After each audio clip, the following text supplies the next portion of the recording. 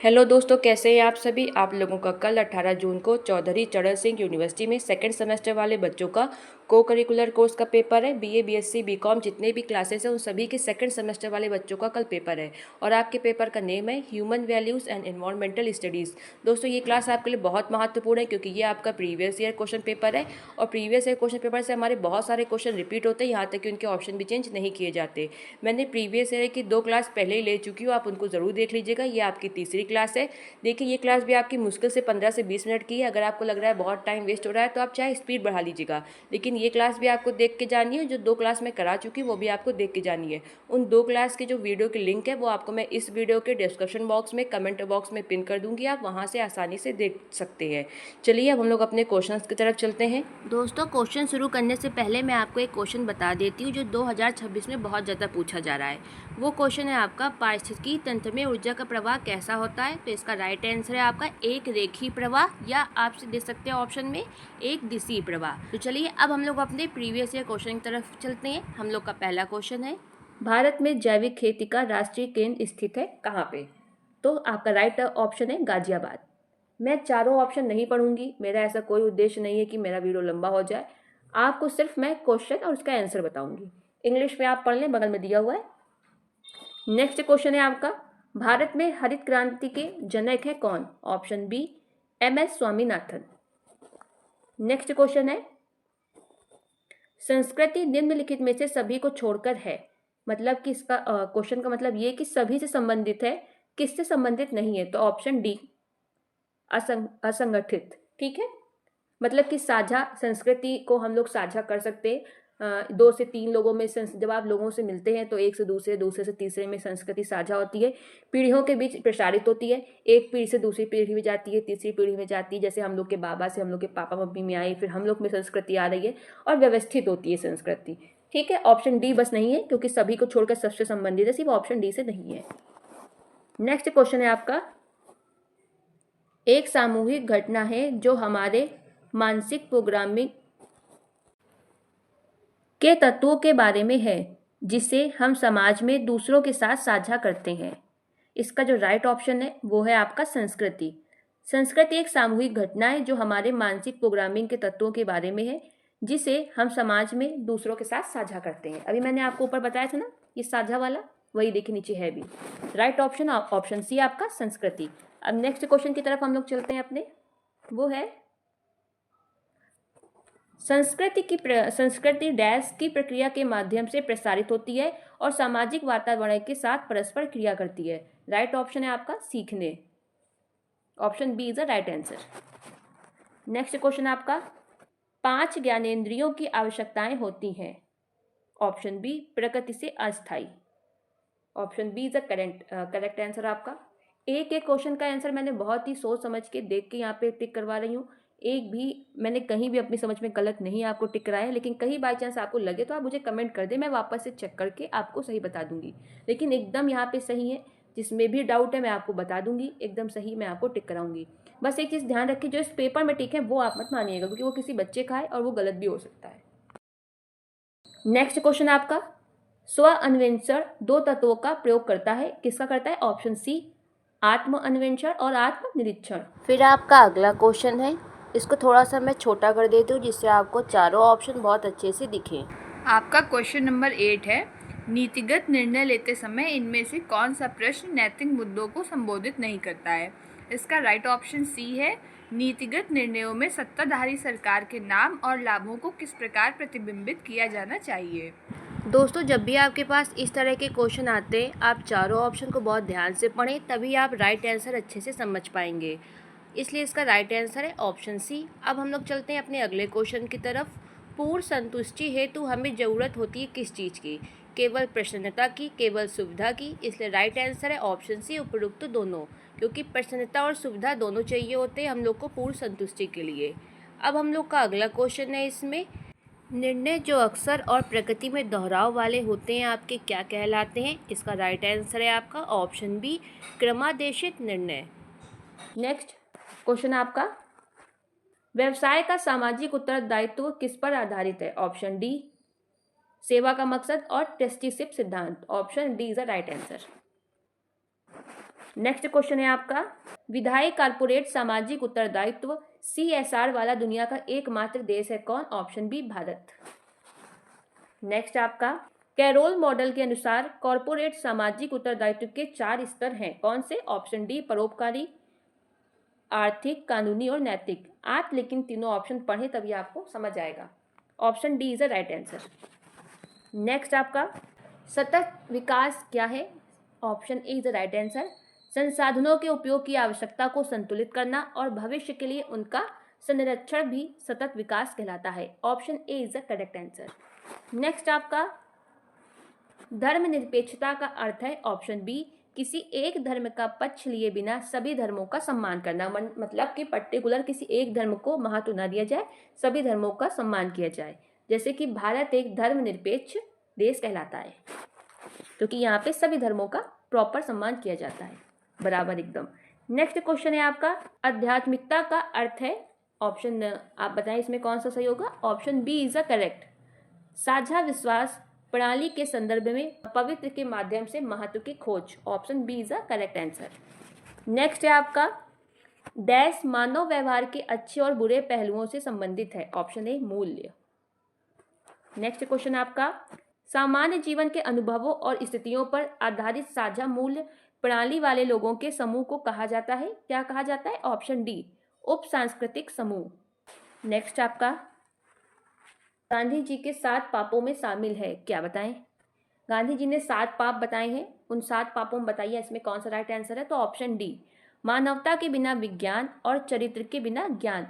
दोस्तों आपके सिलेबस में, इसका जो सिलेबस दिया है आपकी यूनिवर्सिटी में, उसमें साफ साफ आपके में लिखा है कि आपको गांधी जी के 7 पाप पढ़ने हैं। तो समझ लीजिए आपके लिए 7 पाप इंपॉर्टेंट है, इसलिए मैं यहाँ आपको थोड़ा शॉर्ट में बता देती हूँ। 7 क्या हैं इनको आप ध्यान से देखें। बिना काम के धन पहला, विवेक के बिना आनंद दूसरा, चरित्र के बिना ज्ञान तीसरा, और आपका चौथा है नैतिकता के बिना व्यापार, 5वां मानवता के बिना विज्ञान, 6ठा नंबर आपका त्याग के बिना पूजा, 7वां और लास्ट आपका जो पाप है इन्होंने बताया है सिद्धांत के बिना राजनीति। मोस्ट इंपॉर्टेंट टॉपिक, बिल्कुल रट लें इन 7 को। नेक्स्ट क्वेश्चन आपका, विवेकानंद के शिक्षा दर्शन की विशेषताओं में शामिल है क्या? उपरोक्त सभी।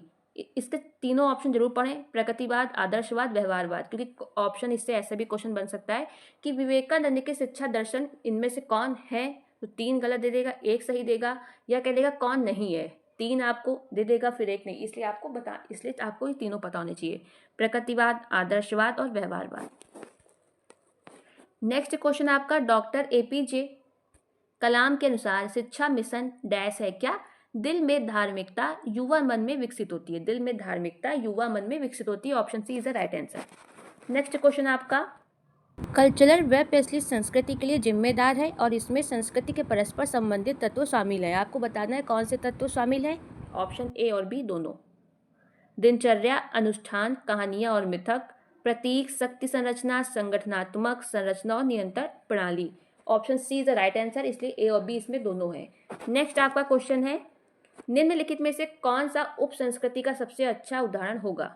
ऑप्शन ए धर्म। अब आपका नेक्स्ट क्वेश्चन है, निम्नलिखित में से कौन सा कथन निजीकरण की प्रक्रिया का सही वर्णन करता है? तो बताइए आप, पहले मैं इसको आपको चारों ऑप्शन दिखाती हूँ आपको। ये आपके रहे चारों ऑप्शन। इसका राइट ऑप्शन है ऑप्शन सी, निजीकरण की प्रक्रिया में कुछ सार्वजनिक क्षेत्र की इकाइयों को निजी क्षेत्र को बेचना शामिल है। यह आपका निजीकरण की प्रक्रिया का सही वर्णन करता है। क्या करता है? निजीकरण की प्रक्रिया में कुछ सार्वजनिक क्षेत्रों की इकाइयों को निजी क्षेत्र को बेचना शामिल है। नेक्स्ट आपका जो क्वेश्चन है वो है, पृथ्वी मीठे पानी के भंडार मात्र है। मतलब पृथ्वी में कितना प्रतिशत पानी मीठा पाया जाता है? Option A is the right answer, 2.6%। लेकिन दोस्तों इसका जो दिखाते हैं ग्राफ, वो दिखाते हैं 2.5 से आपका 3%। तो इस बीच में कोई भी ऑप्शन आपका आ जाए 2.5 से 3 के बीच में, आप उसे टिक करेंगे। अगर बाई चांस 2.6 ना हो, आपके में 2.7 हो, तो आप वो टिक करेंगे। लेकिन अब ऐसा भी आपके साथ नहीं होगा कि आपको 2.6 भी दे दे, 7 भी दे दे, 8 भी दे दे, ऐसा नहीं होगा। बस ये याद रखिए 2.6 से 3 के बीच में कोई भी ऑप्शन आपको दे सकता है, 2.8, 2.9, इसलिए आप बस ये याद रखिए। नेक्स्ट आपका, ग्रीन हाउस गैसों में शामिल है उपरोक्त सभी, मीथेन भी, नाइट्रस ऑक्साइड, कार्बन डाइऑक्साइड। याद रखिएगा इनके नाम, इसलिए option 4 is the right. Next आपका, प्रकाश संश्लेषण के दौरान पौधे लेते हैं क्या? CO2, option B is the right answer. श्वसन में शामिल है, option A is the right answer, O2 को अंदर लेना, CO2 को बाहर निकालना और खाद्य ऑक्सीकरण। आप सिर्फ, अगर मुझे ऐसा लगता है कि बहुत सारे बच्चे इसमें ऑप्शन सी करके आते, O2 को अंदर लेना, CO2 को छोड़ना, लेकिन नहीं, जो राइट है वो ऑप्शन ए है, उसमें खाद्य ऑक्सीकरण भी शामिल होता है। जब आपको ऑप्शन ए दे ही ना, सिर्फ ऑप्शन सी दे, तब आप उसको टिक करेंगे, लेकिन वैसे ऑप्शन ए एकदम करेक्ट है। नेक्स्ट आपका, सदा बाहर वन में वर्षा की सीमा है, ऑप्शन बी 200 सेंटीमीटर प्रति वर्ष से अधिक। नेक्स्ट क्वेश्चन आपका, शंकुधारी वन होते हैं, ऑप्शन फर्स्ट आप देख लें, सेकंड देख लें, अगर सी और D. Option B is the right answer है आपका, ठीक है, आप इसे पढ़ लें पूरा। नेक्स्ट आपका क्वेश्चन है, कांटेदार वन वनस्पति में शामिल है, ऑप्शन बी आपके छोटे पेड़, छोटी वृद्धि वाली झाड़ियां। नेक्स्ट क्वेश्चन आपका, खाद्य श्रृंखला में जीव एक दूसरे से जुड़े होते हैं, ऑप्शन बी उत्पादक से उपभोक्ता स्तर पर। ये इंपॉर्टेंट क्वेश्चन देखें, खाद्य श्रृंखला में जीव एक दूसरे से जुड़े होते हैं, उत्पादक से उपभोक्ता स्तर, उपभोक्ता पहले नहीं है, उत्पादक है। नेक्स्ट आपका क्वेश्चन है, डैश अब एक विलुप्त प्राणी है, option C Tasmanian tiger. Next आपका क्वेश्चन है जो, सौर ऊर्जा को सबसे अधिक कुशलता से किसका उपयोग करके फंसाया जा सकता है, ऑप्शन ए फोटोवोल्टिक उपकरण। नेक्स्ट आपका क्वेश्चन है, इनमें से किसकी भारत में सर्वाधिक आनुवंशिक विविधता है, किसकी सबसे ज्यादा, मतलब आप किस में कह सकते हैं पाई जाती हैं, आम की, ऑप्शन सी लगभग 1000 से ज्यादा तरीके के आम भारत में है। नेक्स्ट आपका, खतरे वाले जानवरों और पौधों को सुरक्षा के लिए एक अलग देखभाल इकाई में रखा जाता है, उसे क्या कहा जाता है, option first is the right answer, ex-situ संरक्षण। दोस्तों आप इस क्वेश्चन को ध्यान से देखिए, आपको याद होगा कि मैंने आपको कल जो पेपर सॉल्व कराया था उसमें भी आपका ex-situ और in-situ से क्वेश्चन पूछा गया था। मैं आपको एक बार सरल भाषा में फिर से ex-situ और in-situ बता देती हूँ। ex-situ वो होते हैं, जैसे आप एक खतरे वाले जानवर लिखा है तो इसका मतलब है कि जो आपकी विलुप्त प्रजातियाँ होती हैं, चाहे वो पौधे की हो या जानवर की, जहाँ पे वो होती है वहाँ पे उनको खतरा होता है, ऐसा लगता है कि जैसे यहाँ पे विलुप्त हो रही हैं, तो उनको वहाँ से हटा के एक दूसरे स्थान पे सुरक्षित स्थान में रख के उनकी देखभाल करी जाती है। तो ये होगा आपका ex-situ। in-situ में आपका क्या होता है कि जहाँ पे वो पौधे या जानवर होते हैं उनकी वहीं पे सुरक्षा करी जाती है, यानी कि उनके घर में, घर से अगर आप बाहर निकाल कर सुरक्षा कर रहे हैं तो वो आपका ex-situ संरक्षण है, अगर आप उनकी देखभाल सुरक्षा घर में ही कर रहे हैं तो वो आपका in-situ संरक्षण होगा। मुझे उम्मीद है कि आपको समझ आ गया होगा। फिर आपका अगला क्वेश्चन है, भारत के निम्नलिखित राष्ट्रीय उद्यानों में से कौन सा यूनेस्को की प्राकृतिक विश्व धरोहर स्थलों में सूचीबद्ध है, तो इसका राइट आंसर है आपका ऑप्शन सी केवलादेव घाना राष्ट्रीय उद्यान। ये क्वेश्चन बहुत इंपॉर्टेंट है, इसको याद रखिएगा। फिर आपका इसमें अगला क्वेश्चन है, इंग्लिश में देख लीजिए सन, क्योंकि उसमें आराम से आपको दिख जाएगा, 1988 लिखा है। क्वेश्चन ये पूछ रहा है कि 1988 की जो आपकी राष्ट्रीय वन नीति थी उसके अकॉर्डिंग कितने भाग में आपके वन होने चाहिए, तो इसका राइट आंसर है आपका ऑप्शन बी मैदानी अगर इलाका है तो उसमें 33% भाग में आपके वन होने चाहिए, अगर पहाड़ी इलाका है तो उसमें आपके 67% भाग में वन होने चाहिए, यानी कि 67%। फिर आपका इसमें अगला क्वेश्चन है, एक पारिस्थितिकी स्थिति जिसमें एक प्रजाति को एक ऐसे स्थान पर पेश किया गया है जहां वे अद्वितीय यानी कि यूनिक, तो कौन सी प्रजाति होगी, ऑप्शन बी आपका एकदम सही है, विदेशी प्रजातियां। नेक्स्ट क्वेश्चन आपका, इनमें से कौन सा जैव विविधता के संरक्षण का सबसे प्रभावी साधन है, option A is the right answer, आवासों का संरक्षण करना। नेक्स्ट क्वेश्चन आपका, नंदनकानन चिड़ियाघर किसके लिए लोकप्रिय है, तो ऑप्शन सी सफेद बाघ के लिए। फिर आपका इसमें अगला क्वेश्चन है, इनमें से कौन ग्लोबल वार्मिंग को नियंत्रित कर सकता है, तो इसका राइट आंसर है आपका ऑप्शन डी जीवाश्म ईंधन की खपत को कम करना। अब आप समझिए कि जीवाश्म ईंधन कैसे जिम्मेदार है ग्लोबल वार्मिंग के लिए। तो जीवाश्म ईंधन में आपका क्या आता है, कोयला, पेट्रोल, डीजल, इन सब का उपयोग आपका कारखानों में किया जाता है। तो कारखानों में जब इनका उपयोग किया जाता है तो उनसे बहुत भारी मात्रा में गैसें निकलती हैं, और उस गैस में मेनली आपकी कार्बन डाइऑक्साइड होती है जो हमारे पर्यावरण को बहुत ज़्यादा प्रदूषित करती है, और यही आपका ग्लोबल वार्मिंग को मेन रूप से बढ़ाती है। तो इसका अब आप आंसर बताइए क्या होगा, ग्लोबल वार्मिंग को कैसे नियंत्रित कर सकते हैं, तो जीवाश्म ईंधन की खपत को कम करके। ऑप्शन डी आपका एकदम सही है। फिर आपका अगला क्वेश्चन है, ये क्वेश्चन आपके ट्रू फॉल्स वाले हैं कि आपको सिर्फ स्टेटमेंट दिया गया है और आपको ये बताना है कि ये सही स्टेटमेंट है या गलत। चलिए अपने क्वेश्चंस की तरफ चले अब। पारिस्थितिकीय तंत्र प्राकृतिक अंतःक्रियाओं का एक समूह है, बिल्कुल ऑप्शन फर्स्ट राइट आंसर सत्य। पौधों से हमें औषधियाँ प्राप्त होती हैं, सत्य। नेक्स्ट क्वेश्चन आपका, सबसे पुराने जीव एक कोशिकीय थे और बैक्टीरिया की तरह दिखाई देते थे, बिल्कुल true, option first is the right answer. कोयला जीवाश्म बायोमास है जो 300 से और 100 मिलियन वर्ष पुराना है, सत्य, true, option A is right answer. E कचरे से कोई प्रदूषण उत्पन्न नहीं होता, ये एकदम गलत है, बहुत प्रदूषण होता है ई कचरे से, ऑप्शन बी असत्य है ये जो आपका स्टेटमेंट है। नेक्स्ट क्वेश्चन, घट रहा ऊर्जा का स्रोत है, ऑप्शन सी जीवाश्म ईंधन। घट रहा ऊर्जा का स्रोत है जीवाश्म ईंधन, और जीवाश्म ईंधन में क्या आते हैं, मैंने आपको बताया था कोयला, पेट्रोलियम। तो इसमें इस क्वेश्चन में पूछ रहा है कि कौन सा जो ऊर्जा का स्रोत है जो घट रहा है, कोयला, पेट्रोलियम, क्योंकि ये सब सीमित मात्रा में, ये हमें नेचुरल नहीं मिले, हम लोग इनको निकालते हैं या बाहर से मंगाते हैं, इसलिए ये सीमित मात्रा में है, इसलिए ये ऊर्जा के स्रोत घट रहे हैं। नेक्स्ट आपका, किस अनुच्छेद के अंतर्गत धर्म, प्रजाति, जाति, लिंग या जन्म स्थान के आधार पर विभेद का प्रावधान का निषेध का उल्लेख किया गया है, मतलब किस अनुच्छेद में धर्म, प्रजाति, जाति के आधार पर जो भेदभाव होता है उसको निषेध किया है।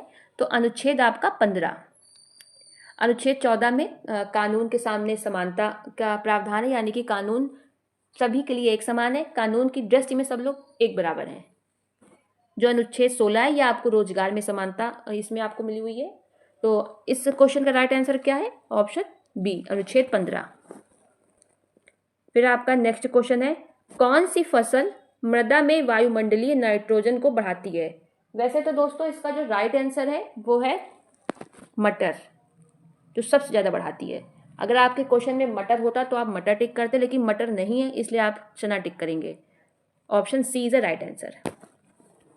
नेक्स्ट आपका, सह अस्तित्व में सभी दल रह सकते हैं, बी अहिंसक रूप से।